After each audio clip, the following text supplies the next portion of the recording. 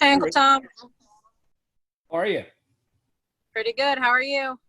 Good. I can't You tell. I'm on my phone. Is there anybody else here? I can't tell.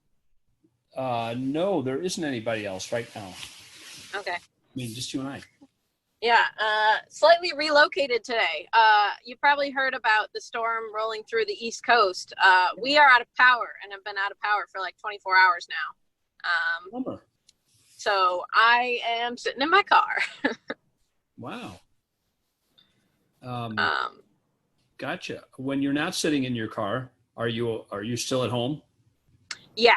Um, yeah, we like everything's good. And we have a generator. We were just having some problems with it today. My dad's just been like trying to get it back up. Got it. Okay. But Good. yeah, I'm still at home. Actually, update, I will be relocating to Vermont in like a week or two. So Is that that's a right? slight update, but Did you take a excited job? about that. What's up? Did you take a job? I took my old job back for the time being. Okay. Got it. So excited about that. Good. Yeah. Nice to shake off COVID a little bit. For real. Yeah, I'm excited that things are going to be moving again. And I'm also excited to, as somebody who got laid off kind of at the beginning, I was not doing a lot of like active help for the community. Like I kind of was sidelined.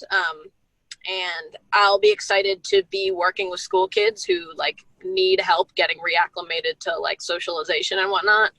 Yeah. And also I'm excited. The organization I work for is putting their focus on the local schools.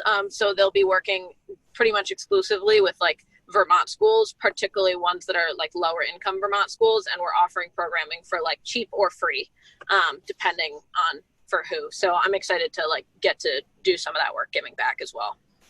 Excellent. Sounds good. I thought of the job you were in as more focused on outdoor recreation. Was I wrong about that? So outdoor is definitely a part of it. Okay. The way I describe it is we use the outdoors as a medium to facilitate team building and group development. Okay. So there definitely is like a big outdoor component, but the outdoors aren't the point. I get So it. like we use the high ropes course to like teach people about like leadership and supporting one another. So there's definitely a big outdoor piece. And I do love the outdoors, but like I'm in it for the like conflict resolution and group development stuff, not specifically just the outdoor stuff. Right. Okay. But Cool. Wow. so that'll be fun. Yeah, and it'll be interesting to see what a lot of the stuff I do is going to look like in the age of COVID. They Hmm. have like trainings for us to let it like even just in my head thinking about, okay, these are the things I normally run with groups if I have them for 2 days. And I like did a checklist. I was like, of the 8 activities that are like my super go-to, I can do one of those. So I Yes. was like, all right, we'll have to get a little bit creative. Yeah.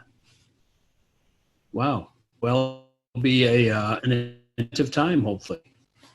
Yeah, definitely. I'm excited. Yeah. This, I believe, is JP joining from the furthest stretches of the United States. We got coast to coast. That's right. Hello. There he is. Hey, how are you? Sorry. Good. Sorry I'm late, you guys. No, you're good. Hey, no trouble. Rachel and I were catching up on job developments and COVID adjustments, Nice. Always exciting. and Isaiah adjustments too. But do I have Oh, the yeah, for real. do I Yeah, have that yeah, name I'm right? coming. We By keep the talking way? over each other. You go first. Yeah, sorry. Do I have that name right? I was thinking it was Tropical Storm Isaiah, but maybe I'm mispronouncing it. I thought it was Isaiah too until my dad pronounced it yesterday. I don't think it's Isaiah. It's like it's a Hispanic sounding name, and Okay. I don't remember what it is, so I'm not even going to try. All right, fair enough. It's spelled like Isaiah, though. It I- is, but I once my dad said it different. I was like, "Are you sure that's how it's said?" And then I googled it, and it is said different. So it's not actually Isaiah. It's like Okay, Easy or something like that, but that's also very wrong. I couldn't tell whether that was just a bunch of people mispronouncing that name because they, you know, Yeah, and no. it's snowballing. Yeah, that's what I thought at first too, but apparently no, it's not Isaiah. It's that other name. But yeah, Okay. JP, just to catch you up, I am also calling in from a car today because there is no power in my house and has not been for 24 hours. And the power company said, be ready to sit tight for at least a couple days without power, maybe a week. So that's fun. Wow. Mm. Yeah. Bummer. But JP, you are actually in a car? No, I'm actually I'm walking around Okay. nice. the woods here. Yeah. Oh, sweet. I literally just stopped running a little bit ago.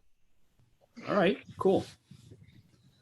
Well, thanks for swinging in and welcome back. I think this might be the first time you've joined us since you flew out. Yeah. Yeah, I missed. Did you guys end up doing one on Monday? We did. Yes. Oh, nice. Yep. Cool. Yeah, I was traveling that day. Right. Yeah. Well, welcome back. Not really my place to welcome you, but I'm glad you safely arrived, I guess is what I mean to say. Good. Yeah, I'm glad to be back with you guys too. I'll have to watch the one from Monday. And We actually didn't record it. We forgot. Oh. Yeah. Oh well. That's a very nice way of saying I forgot. But I'm the only one who can record it. But it's true. We got into a pretty nice conversation about what is truth. Is truth unchanging law? You both have truth, so mine is the same as yours. Mine's from Jesus Christ Superstar that probably neither of you recognize. But I fun. We talked a lot about what is truth. Truth, health, right, benefit, well-being, quite a bit. So yeah, and that was just in response to it was sort of a open topic catch Rachel night, something like that, and it was just the two of us, and we chewed hard for about 2 hours. What? I'm just saying it was very helpful to be able to jump in where I was in the series and like talk about that. Mm. Nice. Nice. Yeah. Very cool. Also, I apologize for any movement in the back. I went to where one of the only places there is free public Wi-Fi. I am sitting in a McDonald's parking lot, so I promise I am not driving. The movement in the back is other people moving around me. JP did. Sorry. Each other. What did you say? Telling me it's my fault.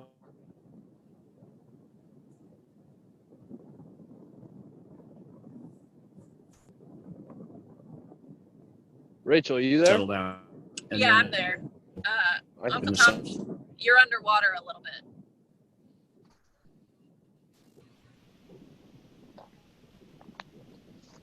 Underwater. JP, I haven't heard it described that way. I can hear you okay, Rachel. Okay, yeah, I can hear you Yeah. fine, but Uncle Tom is underwater. I think it's Uncle Tom. Yeah.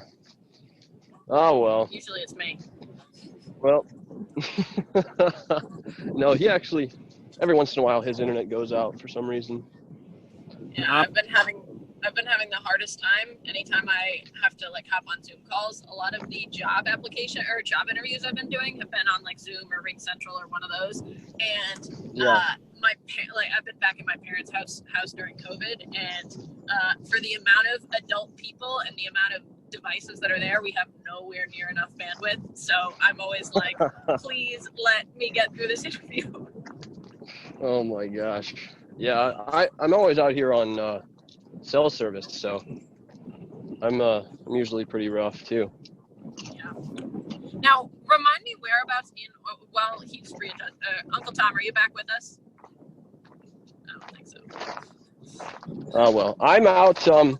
If you want to Google Maps it, it's PD, Oregon, Pedee, Oregon. And Is it in Monmouth? yeah, we're close to Monmouth. Yeah.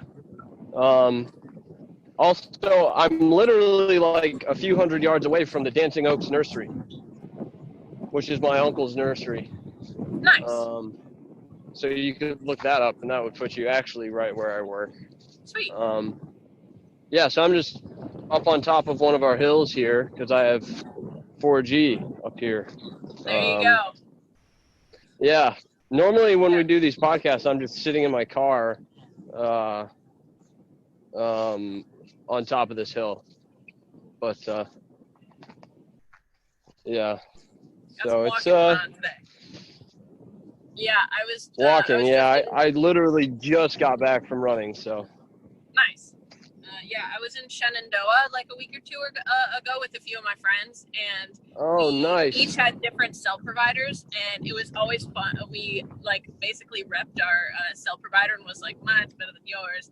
And all the mountain tops we went to, we counted how many bars people had where and figured out over the course of all of the mountains who had the best mountaintop cell service, and it was aggressively not me.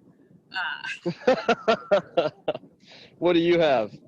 I have Consumer Cellular, which is the one that is marketed to older Americans as like you can pay like $10 a month.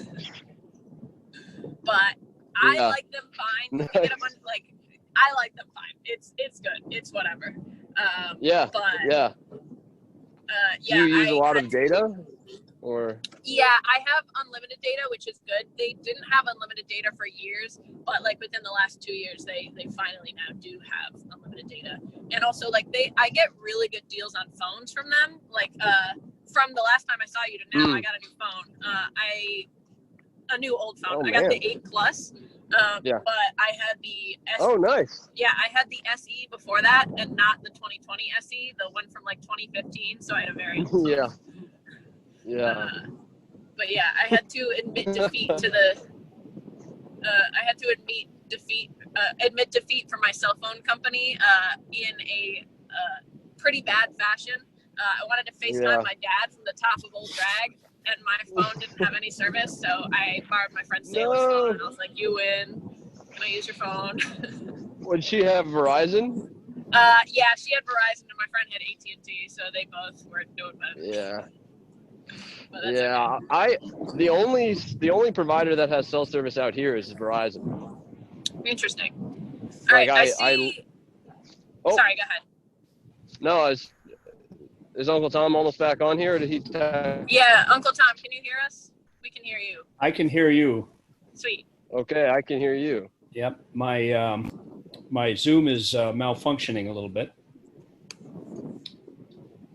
but hey, Zoom takes a beating, you know. It's amazing to me that the thing hangs in there at all.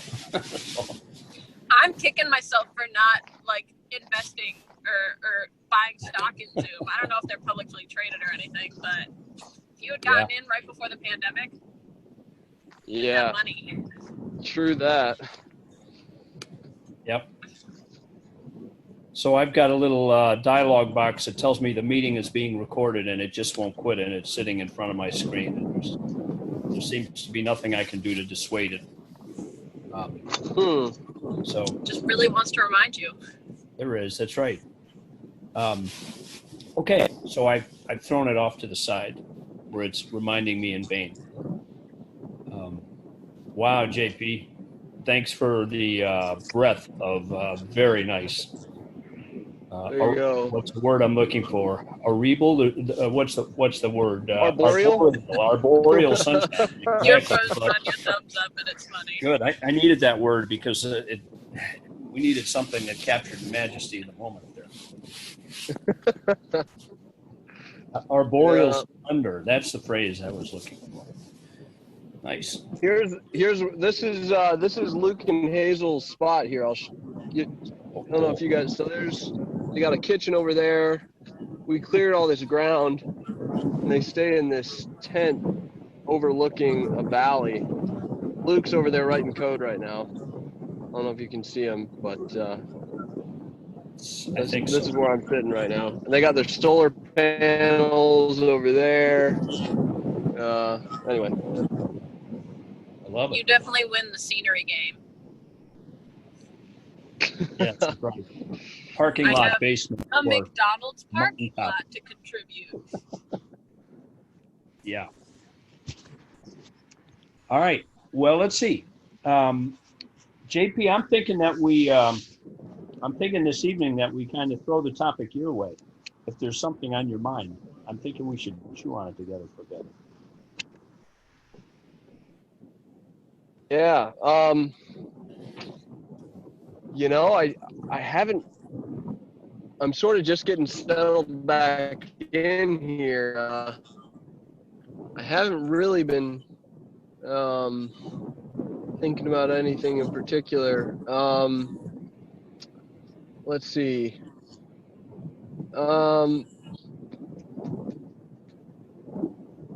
Yeah, I guess here's something I've been thinking about. I've been thinking about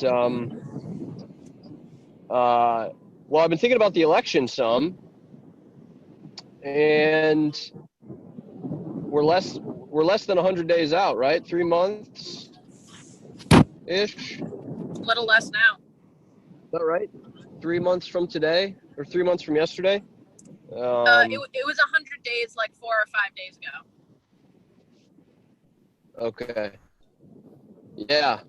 And if I remember correctly, there were just some primaries recently. Is that right? From Senate Yesterday. seats, and a fair amount of mail-in voting happened. And it sounds like it went okay, which is good news compared to how it went earlier. So it'll be interesting to see how much that needs to happen and how much is done to facilitate that moving forward, particularly as we get to the general election. Yeah, because there's certainly a lot of concerns about voting and people registering to vote, people's votes being counted, and the post office is getting somewhat gashed right now with regards to its funding, is my understanding, and so a lot of delays in mail now. So anyway, that's something I've been thinking about. It's something I've been concerned about since the pandemic started, was just how was voting going to work, because it was such a disaster Wisconsin earlier in spring, in particular, is the one that comes to mind. So I don't know. Have Sorry, you guys read what comes anything to mind? about Wisconsin? The Wisconsin primary back in March, I think it was, late March. It was bad. Or was it Iowa, which was even Yeah, I worse? hadn't heard The about Iowa Wisconsin, caucuses. but they bungled Iowa. Yeah, the caucuses, which were early on, nearly the first, maybe the first. Well, Iowa's was a disaster. Wasn't there? That was an app issue, right? Iowa was before the pandemic, wasn't it? Oh, you're talking about it got messed up because of the pandemic. Yeah, Iowa was pre-pandemic, or at least pre most people thinking about the pandemic. Yeah. No, I'm talking about Wisconsin, which tried to do voting during the pandemic. Right. The debacle there was the Supreme Court up. Let's see, how'd that go? Was it there was a partisan, there was partisan politics about whether or not to allow mail-in voting, and that went all the way up to the Supreme Court, and the Supreme Court justice, maybe this is wrong, but my recollection is it was a Supreme Court justice who was himself on the ballot. The Republican elected Supreme Court justice, as that goes in Wisconsin. In other words, the Supreme Court members are elected in Wisconsin and some other states. Was one of the deciding votes in a close partisan election that did not allow for, that required in-person election under COVID, very long lines, very ticked off people. Well, Right? and a That's ton of back to me. stations were closed. Pardon me? My recollection is that a ton of polling stations were closed because people weren't willing to work. So like in Milwaukee, my recollection is that there was like normally 180 polling stations and it was down to like 10. And I thought the big ruling was that they wouldn't extend the deadline to count mail-in votes or to count absentee ballots, which are, I think those are the same thing, right? Absentee ballots and mail-in votes. Absentee ballots are In my mind, in. those are the same thing. The only reason why some people draw a distinction between them, one is the absentee is a species of the genus mail-in, and the absentee, or I don't think these words are used precisely, but they're pulled in various directions. There's a spin on them, and sometimes a partisan spin on them.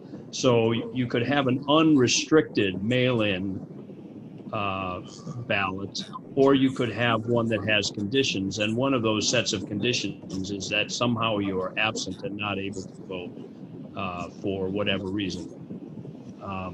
So there are people who would use those differently, even though you mail them in.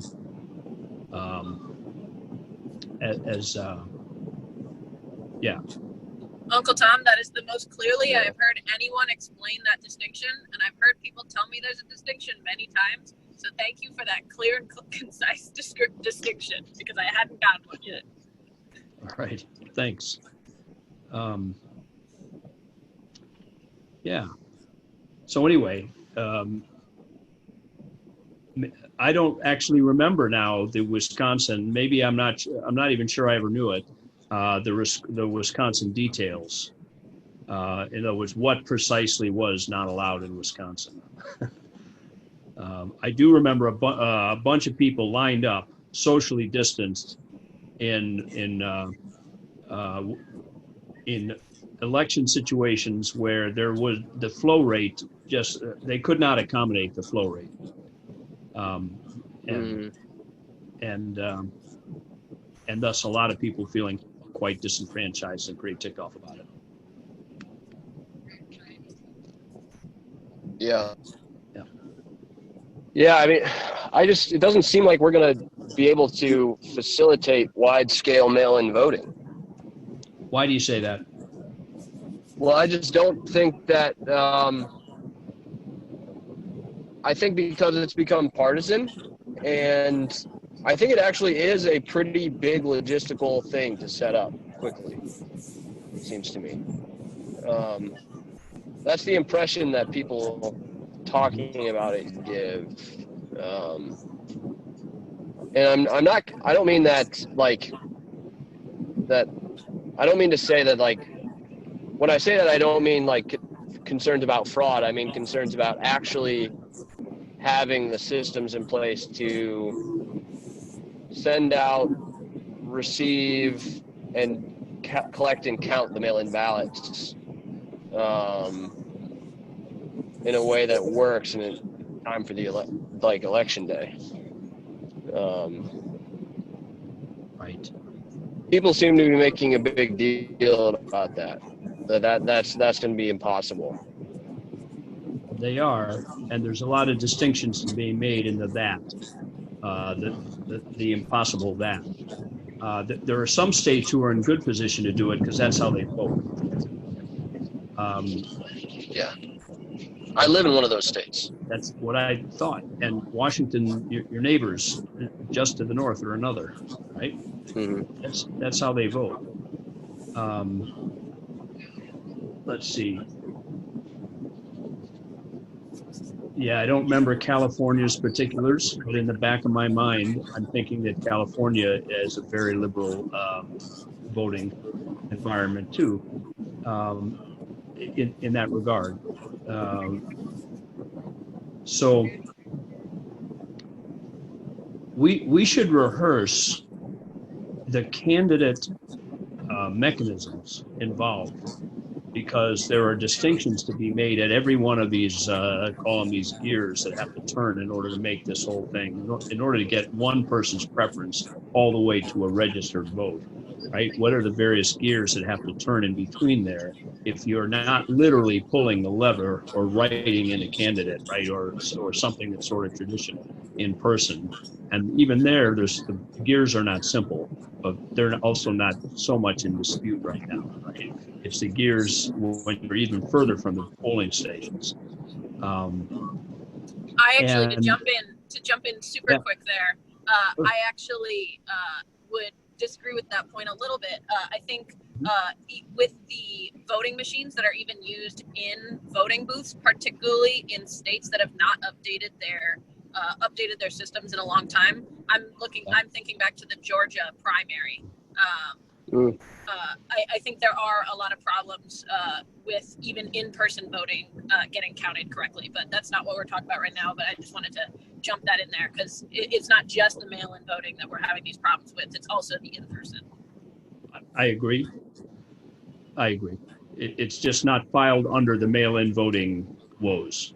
It's filed under something else. Totally. And you're right, Georgia,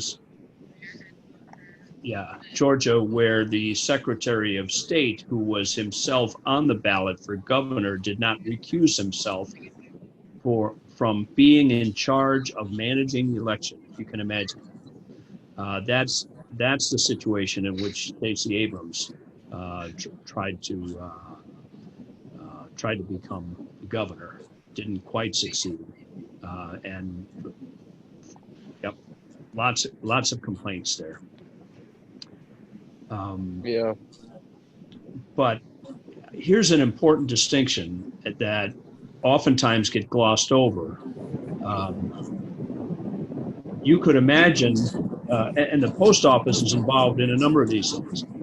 You can imagine mailing everybody in your state something to put them in contact with the voting process. And then the question is, so that's sort of a universal element, universal mailing element. Well, what is it you're mailing? There are more than one thing you could mail, right? You could mail an application for a mail-in ballot to everyone, right? And then people have to fill out some information that has to be checked against some database and that has to be returned. Or you could imagine mailing out ballots to everyone, right? And you could imagine mailing out ballots out to everyone that you've got that you've got on your mailing list somehow. Everyone who is a registered voter. I mean, I suppose you could imagine. It sure didn't take long for me to get my draft notice to sign up for the draft. I'll tell you that. Good point. Yep. Smaller numbers, it must be admitted. Smaller numbers. But, and you could ask about the burden on the U.S. Postal Service if a state were moving to all of a sudden put a new system in place or put a system in place or implement a system in a short period of time. You could imagine, I suppose, there being some press on the Postal Service. Oftentimes what gets said, I think, is I've seen conflations and I've seen disputes over the conflations of the various things that are being mailed. So you might mail out to all registered voters applications for a mail-in ballot, right? Which might be confused with, and recently there was this HBO interview. Was that even yesterday or was it the day before? The Axios one? Older, yeah, it's older actually, but it was released yesterday, I think, and in the news yesterday. An interview between the remember the interviewer's name? I don't, but it was an HBO 35-minute interview with the president, and there was dispute between them when the president was talking about mailing ballots to everyone. And the interviewer was saying, well, wait, I mean, we're talking about mailing applications for ballots to everyone, right? That's a different deal. Sorry, Tom, just to clarify, it's possible I haven't seen this interview. Are you talking about the Axios one with, I believe the journalist name was like Jonathan Swan or something like that? Well, you're right. That is the interview I'm talking about, and why maybe it was broadcast on HBO, and maybe I'm not making that up, but it's definitely an Axios interview. You're right, and it was with Jonathan Swan. Yeah, that was broadcast on HBO. Okay, good. In any case, that issue came up very, very briefly because there was no time for distinctions really made. Swan tried to make it, but didn't get very far. So I think you got to look into the weeds there, and you got to look into what states already do. You got to look into how many gears are there in the mail-in portion there, because you've got a couple gears. If you've got to apply for the ballot and then receive the ballot and then send the ballot back in, right? All those have to work well. And is that something that's already set up? Is that something that, well, there's a mechanism for it set up, but we're just going to increase the volume? Over how much time? Right? Those are all questions, and I think they're different state to state. So I think that this controversy requires more distinction than it's getting. I would totally agree with that. And something that I've been seeing happening is I've been seeing the focus of the conversation get shifted, because the question of, do states have the logistical support to be able to effectively manage mail-in voting? That's like a totally valid question that deserves to be debated a whole bunch. But the trend I've been seeing happening is conversations getting bungled down with the president's claims that ballots themselves are getting mailed out to everybody, and then when people see that, confronted against the information that that's not true, rather than the conversation being about, do we have the logistics for mail-in ballots, the conversation becomes about, oh, that statement is not true, the president must just be trying to like delegitimize mail-in voting, and then the conversation becomes like, should we have mail-in voting or not do we have the logistical support for mail-in voting. So something I see happening is, whether because of or just in response to some of the falsehoods that are being spread currently, rather than having a productive conversation about how to put in the logistics / if the logistics already exist, that important conversation is not happening, because we find ourselves fighting about, like, is this a falsehood spoken by the president or not? Yeah, that's nice. Well, it can be confusing. It was for me, and in the Indiana primary this year, I actually attempted to do mail-in voting. And I didn't pay attention to some of these distinctions.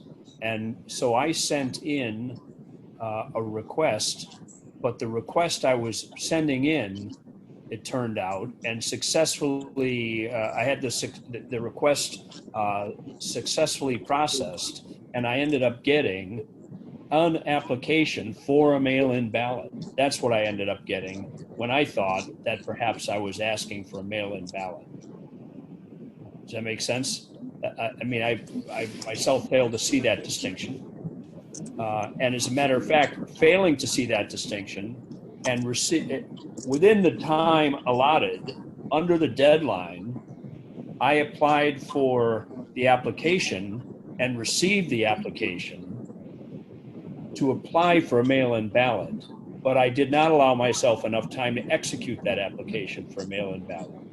So I had to vote in person in spite of the fact that I had this application for mail-in ballot, right? The first gear turned, but not enough, right? To get me all the way through to vote from home. So I had to go to one of, I believe it was 10 instead of 36 or so polling places in my county. There were 10, I think the number is 10 of them. Whatever it was remarkably smaller. And they're going to boost them up for the general election, but not to the number that they used to be. They're consolidating still. I will admit, though, that the big multi-precinct version that I voted in ran remarkably smoothly. It was. Yeah. Now this is South Bend, Indiana. This is not New York City, right? But it, everybody's trying to make all these things work. And it was pretty wild. Everybody's standing in line with masks, socially distanced. We were inside for a long time. There was no line outdoors where I was because it was a pretty darn big building, and you could wrap lines around it, which they did, socially distanced and masked. Masks were not required, actually, so not everybody was masked. Now this was earlier, before St. Joe County experienced a bit of a bump in COVID. That's another variable, right? So, JP, you grabbed a hornet's nest, pulled it down from the tree, and slammed it on the ground. Or a Pandora's box is maybe a better image than a hornet's nest. All kinds of things flying around.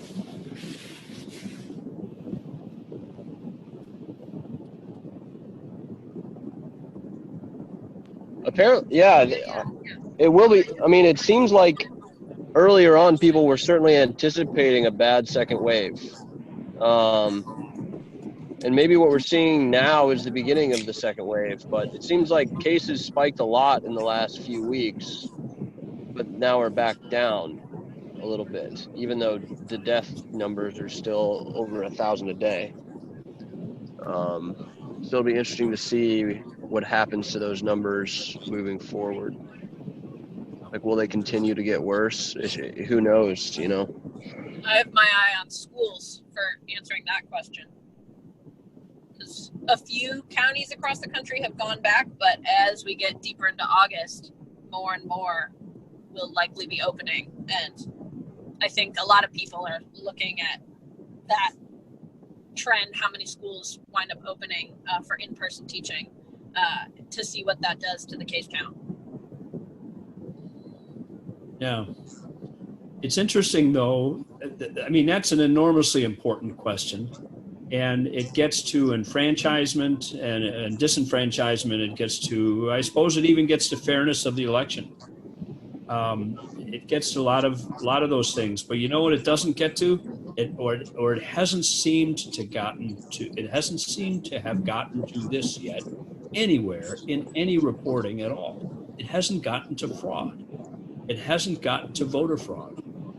The voter fraud issue, that drumbeat, has been pounded on by the president from the very first, right? As soon as he was elected, he threw up a commission at day one, and that commission eventually folded shop, right? And cashed in their chips without anything to show for their efforts. maybe I don't know enough about the particulars to be sure that story that gets told about the voter fraud commission is that simple. Maybe it isn't that simple, granted, because I haven't peered deep enough into it. But I remember the only thing that keeps me from being more certain about it is it was a while ago, because I followed the details at the time, and that was the impression that I had. It simply doesn't follow that because people can't get into lines. It may be voter, even disenfranchisement. It may be irresponsible. It just doesn't follow that it's fraud. But the accusation that's floating around now is that it is the affiliation of absentee or mail-in ballots, right? Whether those are different or the same, or all the various versions of them, that all of that increases voter fraud. And can you point to anything anywhere that's been in the news where that's been alleged, where that's been documented, where it's been, I mean, it just seems to me it's an entirely different conversation that's pouring in on us from the top down only. It's pouring in from the president, actually. He's the only one talking about it. And people who echo, it seems to me, the president's line, I haven't seen it anywhere else. And unfortunately, he doesn't seem to have a good leg to stand on here. I don't know how this is not a bipartisan comment, because he threw up a commission to look at it, and that commission on its own cashed in its chips and walked away. And unless he's got a different account of how that happened, my impression is they walked away because they could not find widespread voter fraud. And unless somebody's got a different story to tell, then all that noise on voter fraud seems to be a distraction from a very serious group of issues about enfranchisement under COVID, which are complex and serious. I think that idea of noise is really important, right? Because we have spent the last, just us specifically, have spent the last 25 minutes talking about the logistics of mail-in voting, but something we haven't debated or something we haven't really discussed ourselves much at all is mail-in voting important?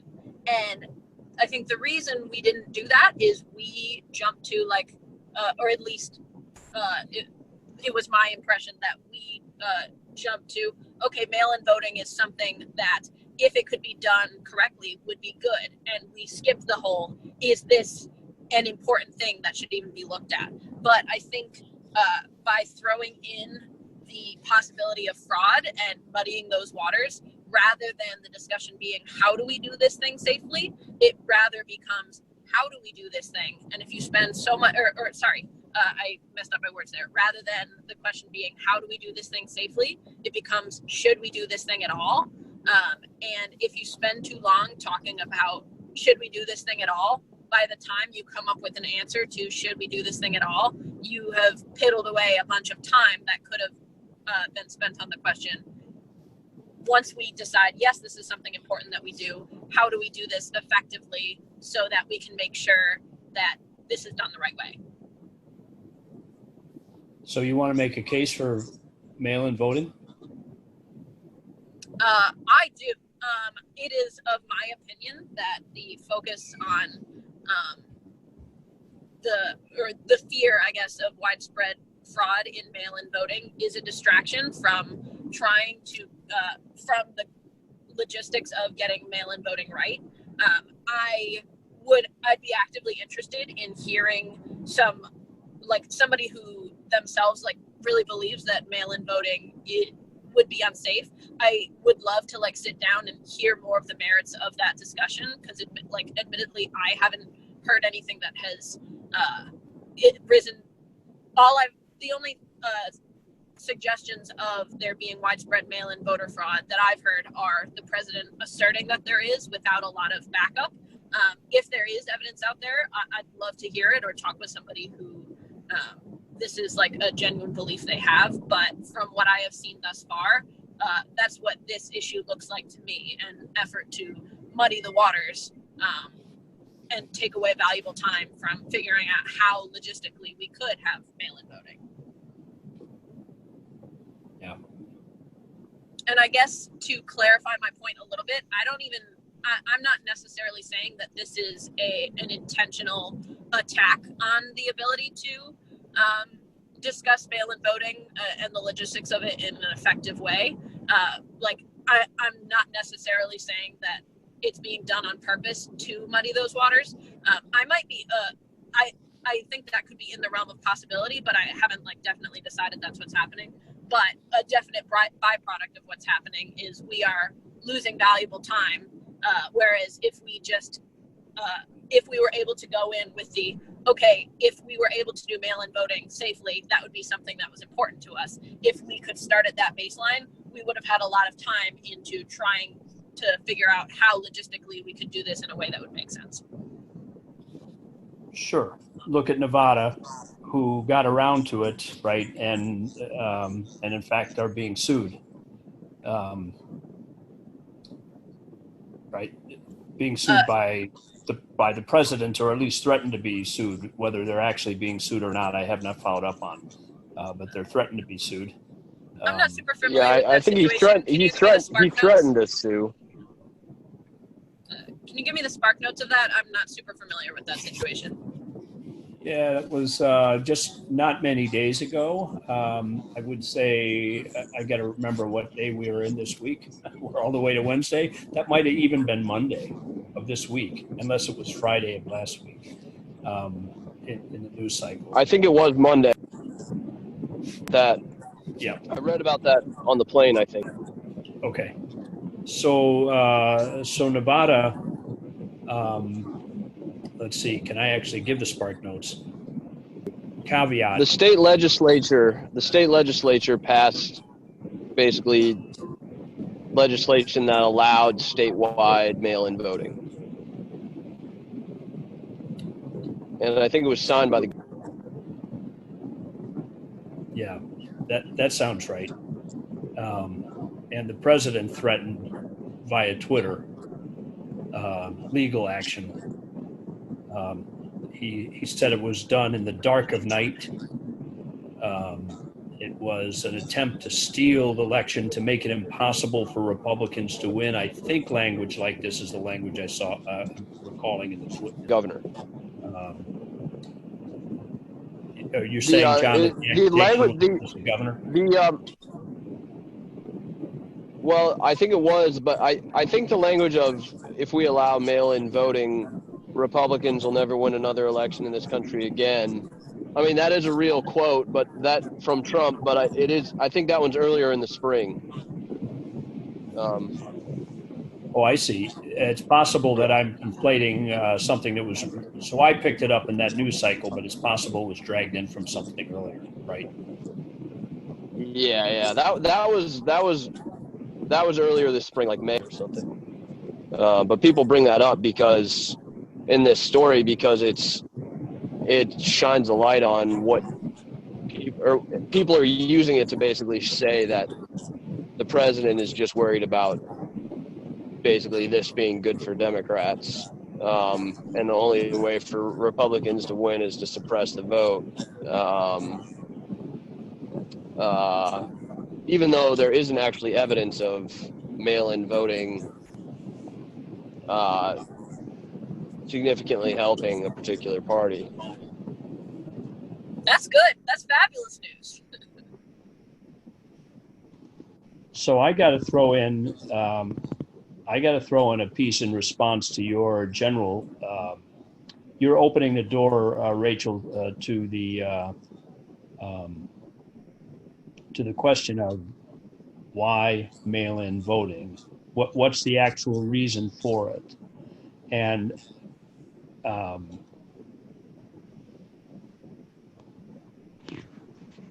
And I guess I want to say two things about it.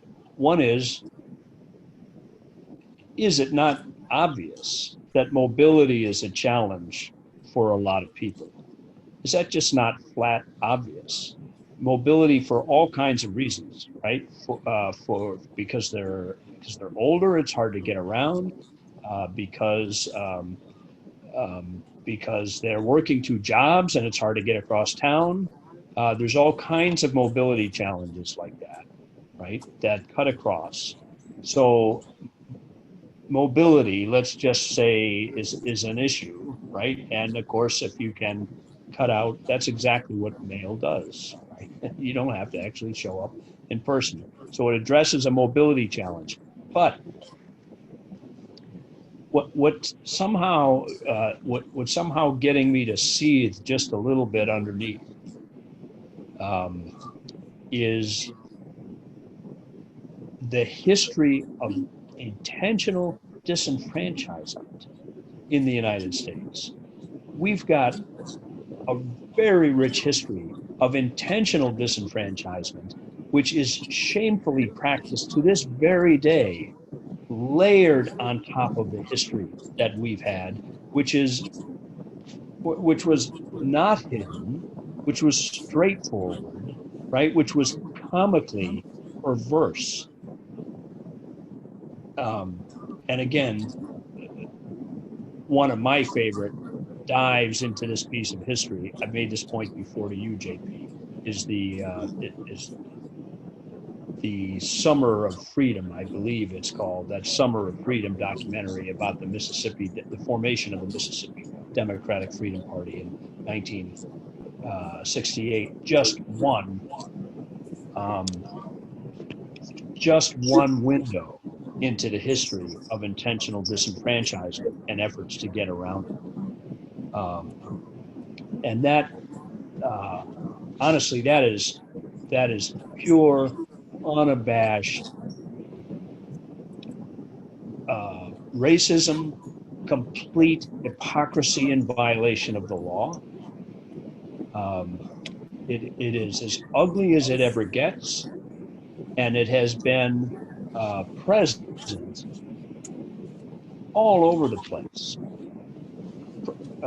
in the history of the United States, and it still gets practiced in a way that doesn't, I think, it's a good question whether, how much good do you do to draw the connections between very emotionally charged and very ugly historical precedents with contemporary instances, right?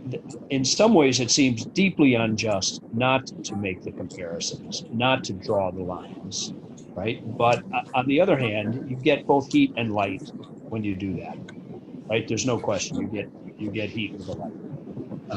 So I'm not saying that's a simple piece, but I suppose the way to do it is for me not to seethe when I think about those sorts of disenfranchisements, and to cool down, right, and nonetheless bring them in, right, but bring them in not inflammatory ways, and say, look, we have in fact had this long history, and we continue to practice this long history, and we practiced it in the last election in comically ugly and manifest ways, where we've intentionally at the last minute changed the polling place in a fairly mid-sized American city and moved it all the way across town and told hardly anybody about it, right? Which happened in one city that I'm simply, because we're in public, given the very tiny chance that I remember that city wrong,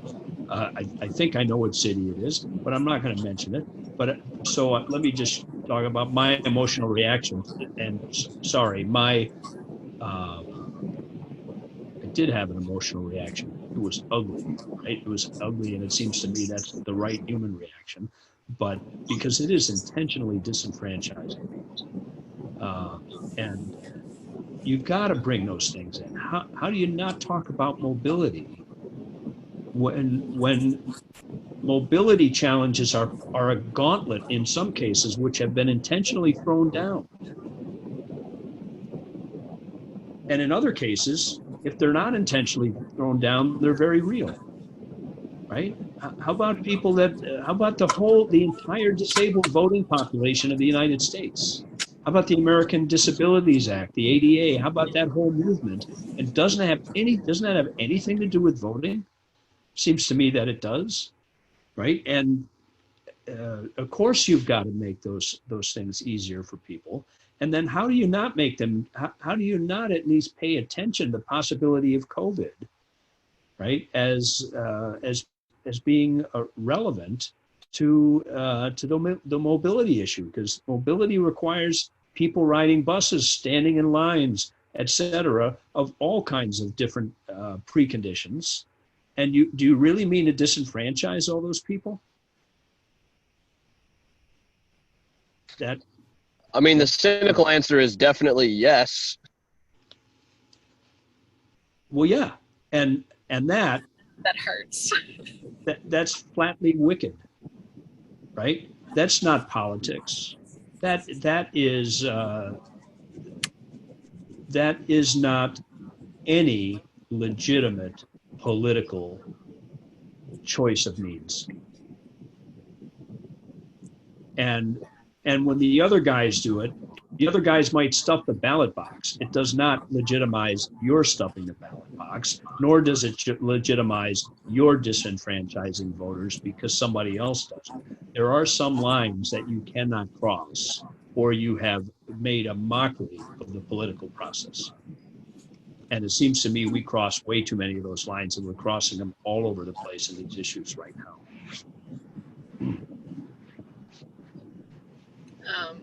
And it makes me think of a lot of the ways that individuals or organizations have tried to address disenfranchisement of voters. So, for instance, like nonprofits or even just individuals who on election day will drive other people and advertise that they can drive other people to polling places. That is becoming less safe because of COVID. So a lot of the like piecemeal strategies that individuals have put together to try and address the problem because it's not being addressed from a top-down method. A lot of those are becoming less practical or even dangerous during COVID. So that's something that definitely concerns me. And also the fact that a lot of our election workers are typically older Americans. And I've seen a call for an increase of young people to try and work the voting booths on election day, and I think that's a really important step because it can help protect people who are more vulnerable. But it does. Voting day, which is a Tuesday, not a Saturday, right? Voting day, which is one day, not 2 days. All sorts of things which are deliberately kept in place. Yeah, in spite of the difficulties, the disenfranchisement implications. It bothers me that, I mean, yes, it's important to do what you can do as an individual to help address the situation, but it does bother me that a lot of the things we have to do to address the situation, like individuals driving other people in the community to the polls, that things like that happen because it's not being addressed from above. It makes me think of how, like, I'm going to use a climate change parallel. It makes me think of like chastising individuals for using plastic straws when corporations are like polluting like crazy. Which, like, yes, it's important to do what you as an individual can do to help, but there's a huge power dynamic there. So it is my wish that disenfranchisement could be, that it didn't have to just be addressed from what can I as an individual in the society do. I wish the powers that be could use their infinite greater power to address this issue. And even me saying I wish they could, I recognize they totally can. They just have not. They won't. And so at some point, wish is not enough. Right? I mean, at some point, when people won't do the right thing down the road, you have to act. Yeah, but like the thing that I'm thinking about is, like, yes, it's awesome to like do what you can do as an individual, but I have a hard time just accepting that like disenfranchisement will never be addressed by people in positions of power. Like, I understand, like, that's what I think. I don't think they're going to address it at the moment, but like sitting, like that really isn't great. That's my like perspective of what's going to happen. Like I understand that like that anger, that it won't be addressed by people who can systemically enfranchise people rather than disenfranchise them. It's not helpful to be like, for me to be angry that they're not doing that, but also like I think I like absolutely have the right to be angry that that's not happening, and to not accept that they're just not going to. Well, you might think that in a democracy, a commitment to enfranchisement is a fundamental civic obligation. That's something I don't think we hear a lot about, our civic obligations, right? Sometimes you hear that we have an obligation to vote, that there's some civic obligation, a civic duty, right, to vote. But it seems to me you also have a civic duty to promote enfranchisement. And that means to act not only to drive your neighbor to the polls, but to change the circumstances in which it is darn near impossible for your neighbor to get to vote, right? In which perhaps you can heroically do something, and you should perhaps, right, for your neighbor. But we should also work to change those circumstances. I mean, we should, and that's, of course, that's not happening. I shouldn't say that. It's happening here and there all over the place. Sometimes it's at some scale, right? There are people who work on voter drives, for example, right, to register lots of people, make registration easier, and we all enjoy the fruit of that. Actually, we in Indiana enjoy the fruit of it. It's remarkable. I mean, Indiana's actually done a good job in that regard in voter registration. When they made the Motor Voter Act, they basically made it as easy as if you register to drive a car, you can register to vote in the same sort of way, and you don't have to do it you don't have to make separate trips, and that there may be some criticisms of that particular thing, but I think it encourages people to vote.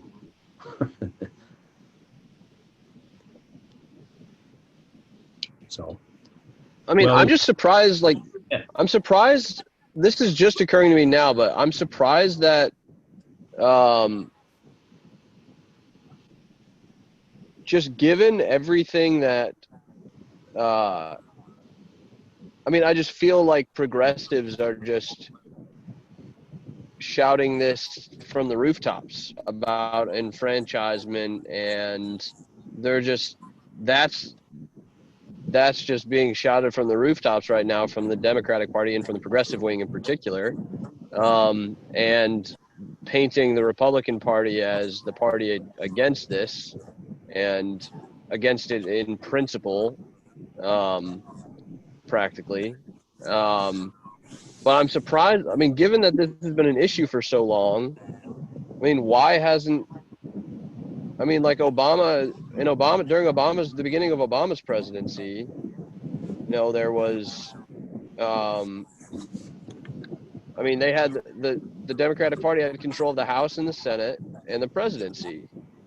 And it seems to me that there would be, given the current narrative in the Democratic Party, there'd be no sure way towards political power than enfranchising more people, which is basically what they're saying. The only way the Republican Party wins now is by disenfranchising people. And maybe that's just a development in the last few years, but the narrative is interesting to me now because this is just I'm just thinking of this. I mean, why didn't, if that would have just ensured their continued success, I mean, why wouldn't that be like at the top of the docket? I mean, why is this just being really hammered in now when I feel like there have been opportunities to do something more substantial earlier?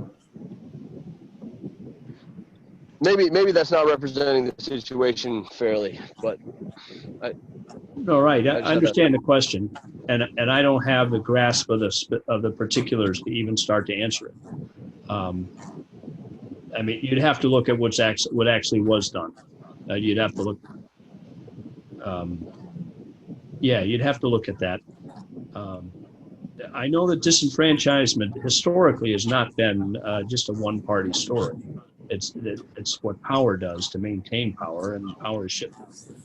Um, so I'm not trying to make this a partisan issue, although it might be. Yeah, I mean, I wasn't. I'm not either. I'm not either. That's just the conversation right now. I wish that wasn't the way it was, but right. It is. It is right now, certainly. Yep. No, it's a good question. I mean, the short version, a short sketch of 2008 was pick your big issue and go after it, and they picked healthcare, right? And we're still fighting about that. We're still fighting about it because the guy I didn't vote for, Barack Obama, who said that polarization between parties was the biggest problem, but had never done anything in the Senate that I ever saw, didn't have the experience base to actually make cross-aisle compromise. That guy wandered into this big problem and gave up on it. He got hammered. He was out of his depth, out of his league, and so he ramrodded healthcare down the throat of the Republicans, really dooming it to very long-term controversy. And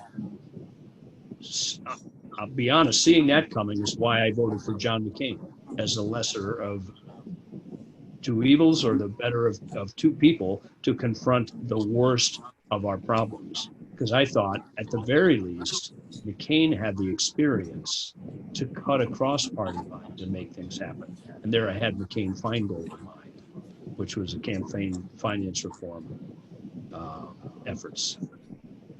So, and I'm not trying to get behind any of that. JP, you've heard me use the the Punch and Judy show for the Democratic and Republican stage play in American politics. So I'm not. So I want to back off paying too much attention there. But I did have to pick my poison, and I picked John McCain in those days, and for right reasons. Although I was particularly delighted when Barack Obama was elected for other reasons. I was really delighted. It was a great thing for America in a lot of ways. But it wasn't a great thing from the point of view of overcoming political differences, because he did not have the gravitas, he did not have the experience, neither, to pull that off. And yet we elected him anyway. If you wanted to perpetuate the infighting, you might have promoted a candidate. But there I go down a dark rabbit hole, right, of how presidents affect. This is a slightly off-topic question, kind of chasing down a rabbit hole.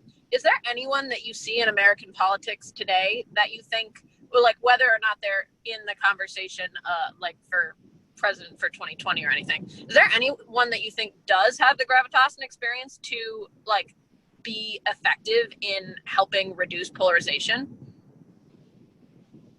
Well, you need gravitas. That's helpful. You need to have had some experience and experience that people have seen. They need to know you have some experience, because you need to generate some trust, because you need to be able to bring some people to the table. Yeah. So you got to have stable principles. There's a character development here. You got to be committed to it. You have to have been involved in it. You have to have achieved results in pursuit of it, and not made so many enemies in the you have to have survived politically through that very difficult effort of trying to make change in a bipartisan way. So in our current environment, we don't raise a crop of those people, right? That was my follow-up question. Yeah, we don't raise that crop. As a matter of fact, we cut them off. I've watched it happen, actually, very, very close hand. I've watched national politics eat politicians and make of them campaigners and let's see, I make of them sailors on the political seas that that reduce their level of integrity.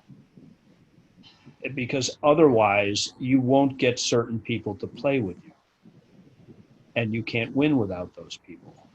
And that's what happens when national political machines come to local politics. That's a short version of it, and I'll leave names out, but I've seen that, and I think that's how it works.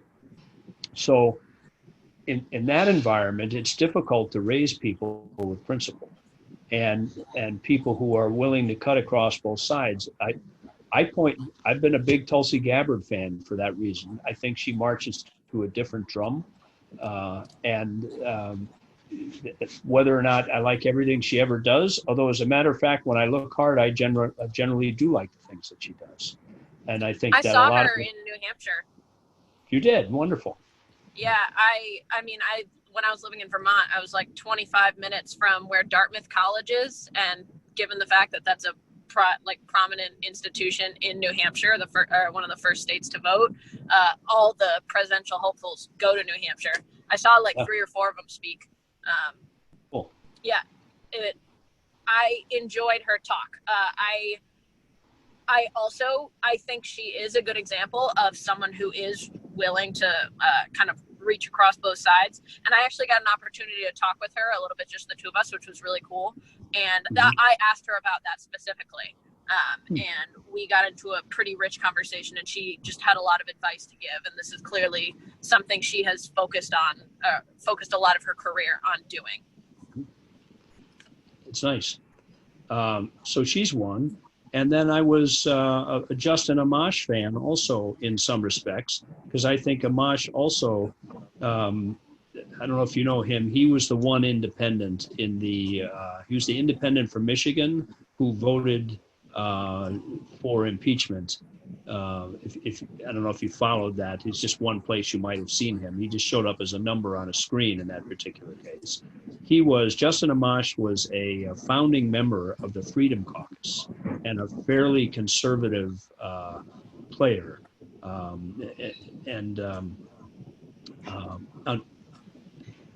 And you hear different stories, and you'd have to know the man to know what actually happened, and I don't. But certainly what happened in public is that he read a lot of the things that he read, for example, the whole Mueller report. And he said, hey, this guy deserves to be impeached. This is bad stuff. And that he didn't last long as a Republican with that view, and he became an independent. But he put his hat in the ring as an independent in this last election. And he has been somebody, it seems to me, who was willing to take a principled stand against his own party. Now, it's very, let's see, you can quite cheaply and quite disingenuously take a principled stand when it's convenient to you, especially if you're young enough, right, and can get away with it. That, however, is not his reputation. I mean, there were people in the Freedom Party after he shifted gears who said that guy's got more principle than anybody I've ever met, right? This is actually a principled guy. So maybe he's the real deal. It's very hard to tell the real deal. You got to be real not only in your commitment, right? But you have got to have survived and been effective and gathered some alliances because of that. That's the modern day political task. I mean, I was a Pete Buttigieg fan because I watched him as mayor, and he has a lot of what I just described. He was the next name I wanted to throw in. Yeah, he does have a lot of that. But he doesn't have the experience yet. I think that's true, and I think his particular strategy is a dangerous one. His strategy is to do what you can at the national level, and of course he's weighing the possibility that the national level is simply too corrupt to begin there, right? And if you try moving in that space, you find yourself relegated to certain kinds of choices that are not the choices that are going to promote growth as an effective bipartisan player. I think that that's the case, and frankly, I was disappointed ever since. Ever since he rose, I don't mean about everything he says, but consistently disappointed in instances here and there, in ways in which I was not disappointed when he was local. I didn't see those kinds of disappointments. I didn't see him have to become a partisan hack. And I don't mean to say that with too much disrespect. I have no disrespect for it. But I do think that there are moments where you become something like a partisan hack when you play the game that's played in partisan politics. You attack at weak points. You undermine other people's reputations. You pay less attention to what's actually the case, and way more attention to what is going to be seen and taken away in the news cycles. And at some point, a leader's got to resist that stuff. And you don't practice that stuff at the national level. You practice that stuff at the local level, and you grow. And you grow in your capability, you grow in your resolve, and you resist the whole time, and you pass up political prizes because you can only take them by affiliating with the wrong people around the wrong principles. Even if, in some ways, you end up ends justifying the means, crossing over all kinds of principles that you ought never to cross over. You play that game long enough and you start disenfranchising people and stuffing ballot boxes. I'm not accusing any particular party of doing that, but that stuff has been. It's not a partisan deal, it's a power deal. So anyway, that I think we need that, and I think it's very difficult. We need a political movement, a long political principle, and it has got to be. I mean, just think about it. These are the skill sets you develop in a high information flow network of communities. Right? It is precisely the ability to listen to other people and enter into and value and respect their role in articulating, even helping to articulate with them, for them, their position, right? That's adult behavior. It's adult behavior if you see adulthood it's actually minimally functioning in a healthy sort of environment. And we just don't have those sorts of environments. We don't recognize them, we don't grow them, we don't foster them. I don't mean they never get fostered. There are civics classes in some high school somewhere, right, where this is fostered like crazy, right? And there's leadership classes, and there's all sorts of things. And hopefully those people grow up and they resist the corrupting influences of big stream politics. So I'm sure it happens. But boy, you have to look around and ask who can you see on the horizon who's leading here? And the answer is practically nobody.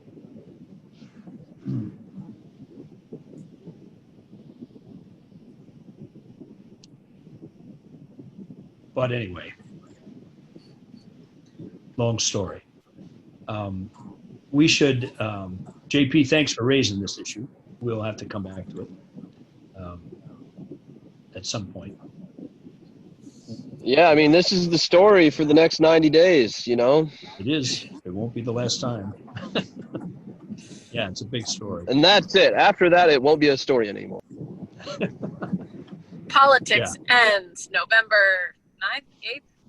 I don't know. One of those days. 12th? First Tuesday. Yeah, I don't know when it is. The third, I think.